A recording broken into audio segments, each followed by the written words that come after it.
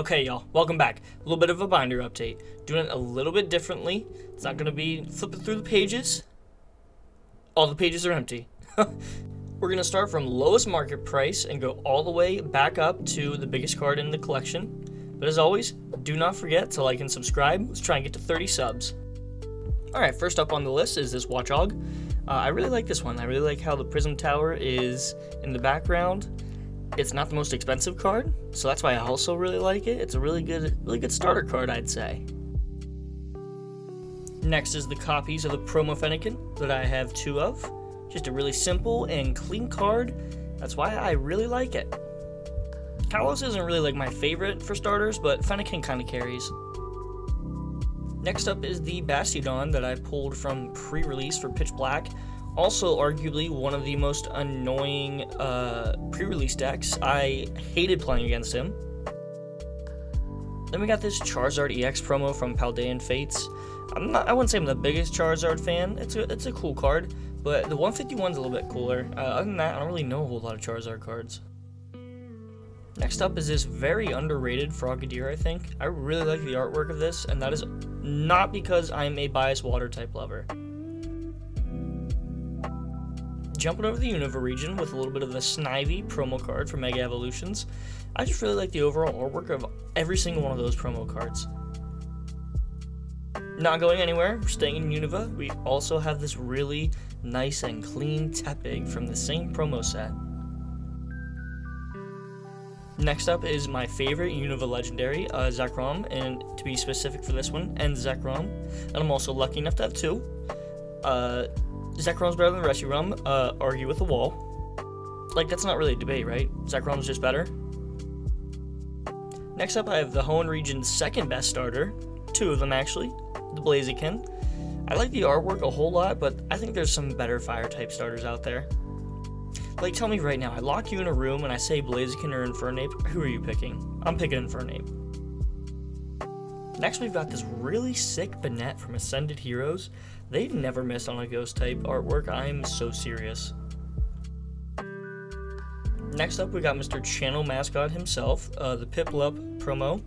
This one's really cool. It pales in comparison to the Phantasmal Flames, but still a cool card. I'm just now noticing how many Unova cards I really have. Next up is this Oshawott. A really good, clean card. I think this is the rest of the promos, excluding the ones I've shown on shorts. Next up, we have this absolutely gorgeous Mesprit. I just love the overall design of this card and just how chill Mesprit really looks. That's why I really like these IRs. Next up, we got a fan favorite goat, but I don't really see the hype. It is this Mimikyu. I'm also not really a Pikachu fan either, so maybe that explains it, but he goes into the binder nonetheless. Tracking on back to the Unova region again, we got this Roggenrola. I just think this card looks amazing. I just love the illustration rares. I just don't think I could see myself collecting any other type of card. It's not a usual Pokemon I would go for, but it's still just really, really cool.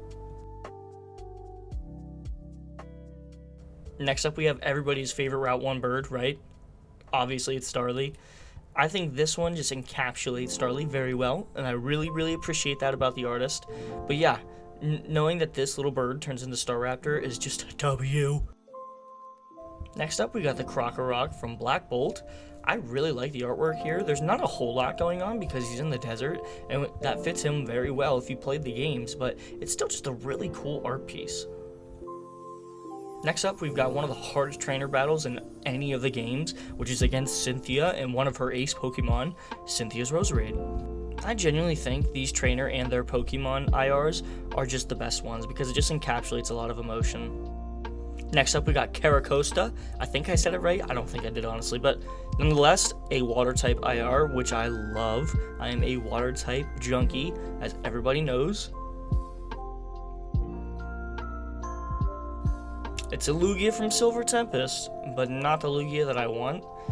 It's a good placeholder, though. He'll do his job, just sitting there until the actual one can come. Next up is this absolutely sick Wailord from Journey Together. This one is just a lovely piece of artwork, and honestly, I might put this one in the top loader. It's that good to me.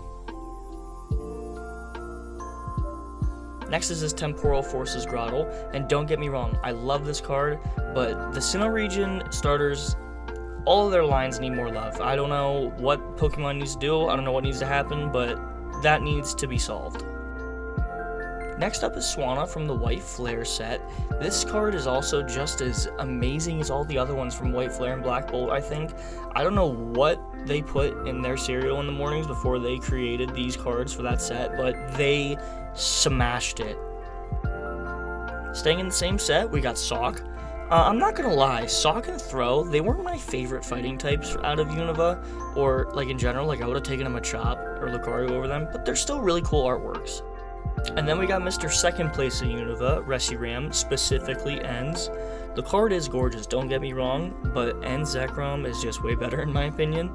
Also, this card is a demon in the Ends Zoroark deck. I've been playing a little bit, not to brag. I'm not bragging, I suck.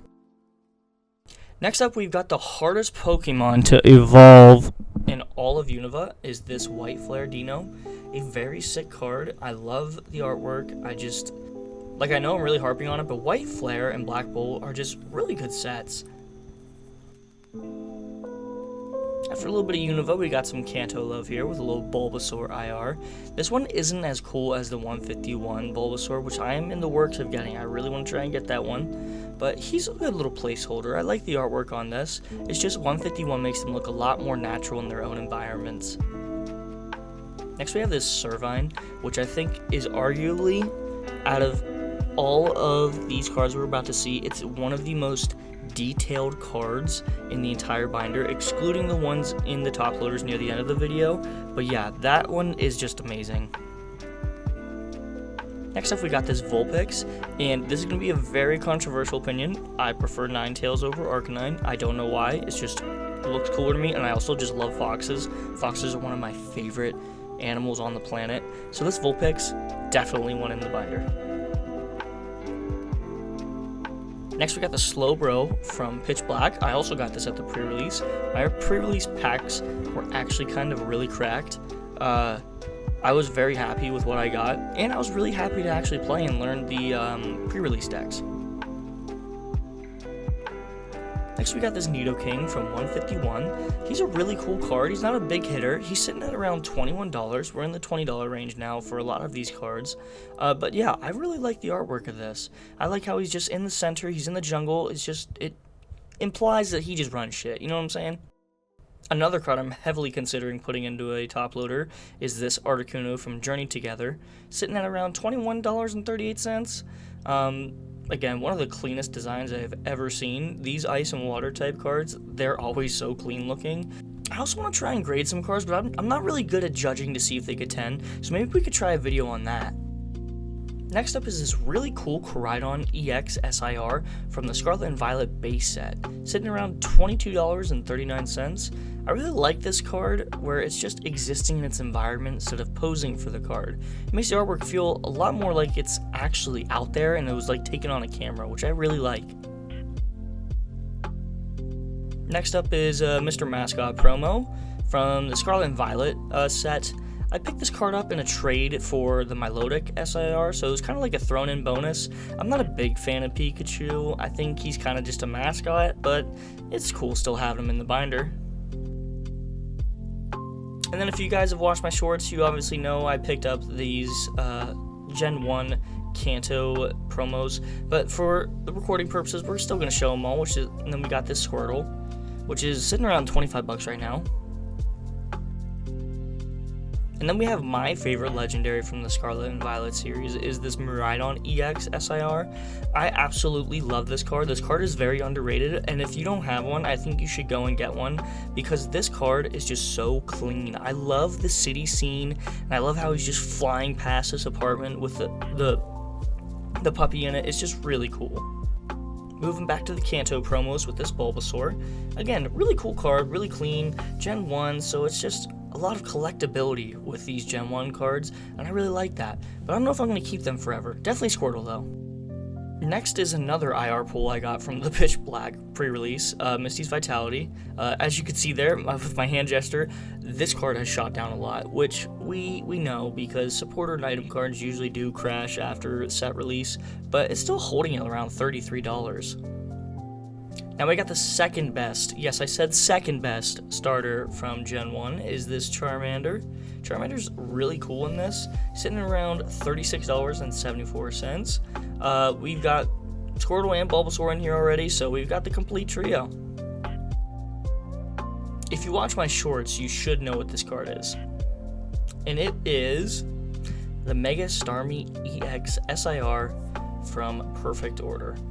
Perfect Order is not my favorite set. Starmie's not my favorite Pokemon either, but it's still a really cool concept, and Mega Starmie looks absolutely hilarious. Okay, but we're not done. We have a few more. I wanted to save them, best for last. They're in top loaders, obviously. Oh! We have a few to go through. We have about, I think, seven to go through. Are you ready? It's the mascot, Mr. Channel Mascot himself, Phantasmal Flames IR Piplup. Such an underrated card to me because he is just so clean, and the Sinnoh region is up there for my absolute favorite. Unova and Sinnoh are my top two, I would say. But this card is just gorgeous, man, and I wish the Piplup line got more love. Oh! Next is the Totodile promo. My second favorite starter of all time. It goes Piplup, Totodile. I love the Totodile line so much. He's just a cool little gator. I wish there was like an actual IR of Totodile because I would swoop it up immediately. I think all around, aside from the Sinnoh starters and Piplup, I think all the starters need some cool IRs and SIRs. Next up, we've got Mr. Duat.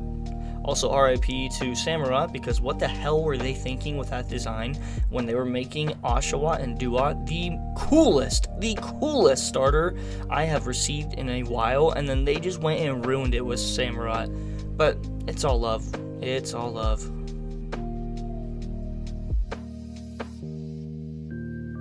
Okay, I'm going to hit you guys with the suspense gimmick one more time. Okay, maybe two. But yeah, Shining Magikarp. A really cool classic card. I'm not too attached to Magikarp. Magikarp's not one of my favorite water Pokemon. Turns into Gyarados, who's an absolute freak of nature, yeah, but I don't know. I really could see myself trading this away one day if I really were to see a really cool deal. But nonetheless, it's still a very nice, pristine card. Honestly, $100 for the first person to guess this one right now. 3, 2, 1. If you guess Wartortle, congratulations. I'm not giving you $100, but this is a very cool Pokemon card. I love the second Evo, and I love how Squirtle starts in the beach. He's a little bit lower in the ocean, and then Big Man Blastoise is deep into the ocean. It's just a really cool, just artwork style in general, and I can really appreciate these 151 artists. We're getting pretty close to wrapping up. I think we have about 2 to 3, let me check, 2 more. And this one is Milotic EX SIR. A beautiful card, and if you have ever seen the Feebas, it matches perfectly with this card if you put it right underneath Milotic, and I absolutely love card artwork styles like that. It makes the card and just the entire evolution line so much more cooler. Milotic was also just a more recent pickup. Alrighty, we're creeping up on our last reveal for the day. If you've stayed this long, leave a like and subscribe. I'd really appreciate it. I've been having a lot of fun making this binder journey. And the last one is Blastoise EX SIR. If you guys watch my shorts, you'd know that I picked up this card about a month ago. He's just so cool. It's my biggest purchase in the Pokemon space right now, and I just really enjoy it. I'm having a lot of fun collecting, and this one was my biggest one to date. After picking up this Blastoise, I kind of told myself I really wanted to collect the entire IR and SIR line of the Kanto starters. I think that would be a really cool thing for the binder. That is like the focal point, having the first Gen 1 starters in there with all their cool artworks. and I'm definitely going to do it, but I need to find the right deals first, honestly. But dream's not dead yet. Again, I hope you really liked the video and seeing all the different cards that I've accumulated in the last, I want to say 2 months. I've only been doing this for about a month and a half, and I'm having a lot of fun, and I really appreciate you guys watching me. I love you! Alright, let's get into the binder so we can kind of see a little bit of what's going on. But hey, I appreciate you guys. Just cost, least to greatest, nothing crazy. When I get more cards, I'll do some environment themes, but for right now, I'm just going to have it set up this way because it's easier for me, and for trades, I'll be able to know exactly what I'm doing. But yeah, if you liked the video, please feel free to subscribe. See you in the next one.